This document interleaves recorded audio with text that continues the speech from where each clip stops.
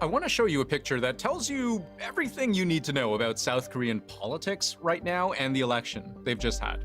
This is Lee Jae-myung, fresh off his big election night win, his opposition party victorious.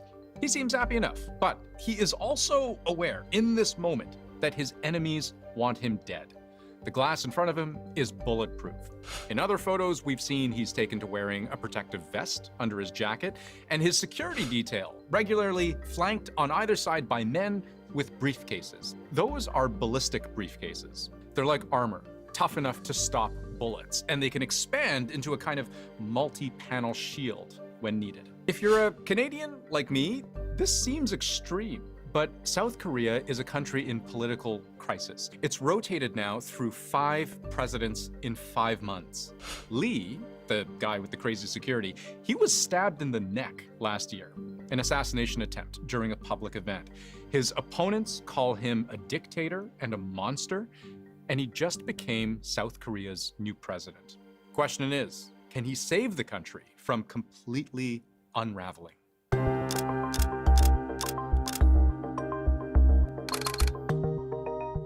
At the time we're recording this, it's nighttime in South Korea. They've just had their election, and a joint exit poll by the country's broadcasters give Lee Jae-myung of the Democratic Party a comfortable 12-point lead.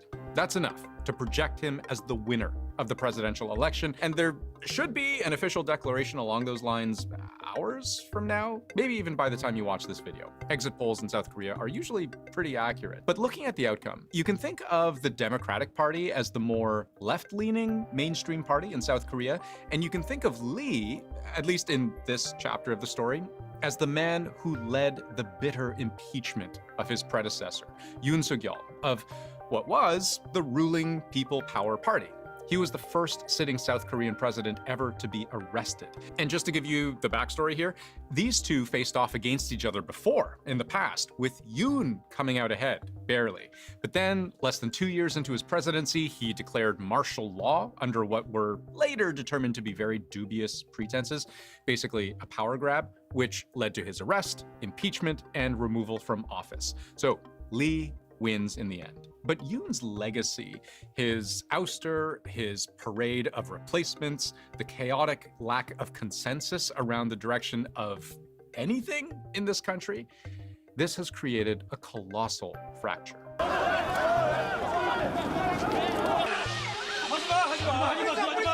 South Korea has been without a leader for 6 months. The last 6 months have been unprecedented and chaotic, even in the tumultuous South Korean sort of political history. For many, many months now, South Koreans have been angry at their leaders, and not just the ones who get arrested and impeached. According to the BBC, it became commonplace to chant for various political leaders to be executed. And in March, even the frontrunner and eventual winner of this week's presidential election, police reportedly uncovered an assassination plot against him. As one writer put it, and I'm just going to read this whole thing because there's a lot here, political polarization has reached extreme levels. Social media feeds are filled with conspiracy theories, disinformation, and personalized attacks. Accusations of being pro-Chinese, pro-North Korean, or traitorous are thrown around as routine political rhetoric.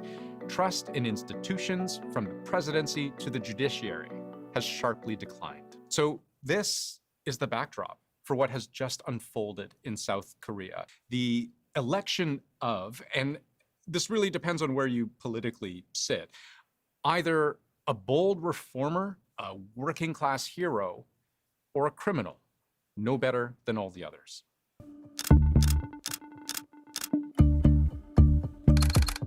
At this point, I should at least mention the second place candidate in this election, Moon-soo of the People Power Party. Yes, the same People Power Party, formerly under the leadership of disgraced President Yoon Suk-yeol. Kim's challenge was always going to be whether he could adequately distance himself and his party from the catastrophic mess of its former leader. He was a defender of Yoon's right as the chief executive to declare martial law in the event of some sort of national emergency. But he also had leverage because his opponent, the frontrunner, the eventual winner of the election, both he and his wife have been embroiled in criminal accusations and charges. Let's start with his wife. Fined for misusing a government credit card while her husband was a provincial governor. It became fodder for jokes on Saturday Night Live Korea, with the wife of Lee's main opponent slamming Lee's wife for mishandling taxpayer money. And this notion of spouse risk is real enough in South Korean politics that the People Power Party even proposed a wives debate with ethics as a major topic of discussion. And it's really no holds barred, and you're going to dig up whatever dirt you can on the other candidate. So the opposition, whether you're conservative or progressive, are really trying to hunt for something they can use to bring you down politically. And looking at wives and also children have been a liability as well, too. But Lee himself has been accused of a more serious crime, electoral fraud, linked to allegedly false statements made during the last presidential election in 2022. I won't get into that, but that case and ongoing corruption investigations have swirled around Lee throughout the entire run-up to his election night victory, and his opponents say this man cannot be trusted.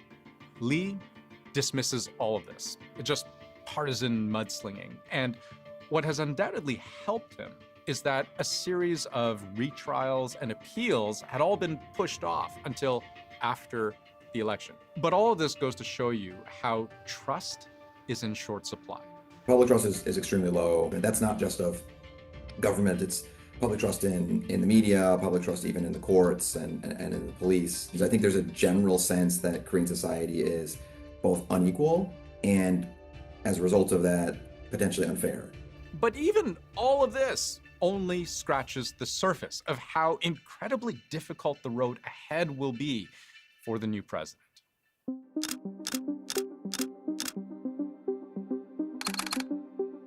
In a very real way, South Korea's domestic political chaos just could not have come at a worse time. Its sworn enemy, nuclear-armed North Korea. They spent months last year exchanging balloons filled with trash and propaganda. Kim Jong-un has found a powerful ally in Vladimir Putin, sending troops to the front line of Russia's war with Ukraine. There's also the challenge of managing a frosty relationship with China, maybe as precarious as managing an unpredictable relationship with the US. South Korea's economy has stalled. We have seen the Bank of Korea cut rates last week and downgrade the growth forecast for this year. And as an export-heavy country, almost half of its economy is exports. South Korea is among the most vulnerable to Donald Trump's tariffs. Ultimately, South Korea is going to find itself constrained by both the US and by China amid their emergence of a new Cold War. And as a result of that, South Korea is going to find itself in a very difficult space, both geopolitically as well as in terms of its trade and investment relationships externally. South Korea's economy is shrinking. Its birth rate is among the lowest in the world. Its suicide rate among the highest. And on a very different note, this most recent election has, in a way, disenfranchised about half of the electorate. By voting day, for the first time in years, not a single presidential candidate was female.